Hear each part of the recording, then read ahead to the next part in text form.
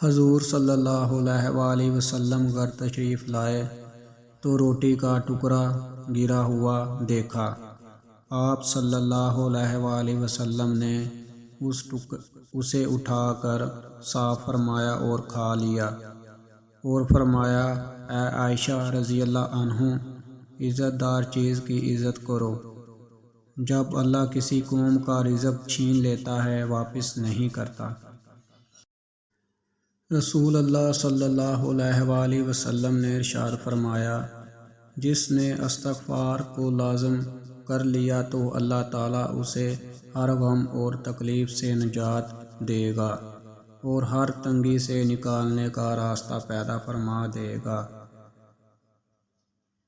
اسے ایسی جگہ سے رزق عطا فرمائے گا جہاں سے اسے وہم اور گمان بھی نہ ہوگا۔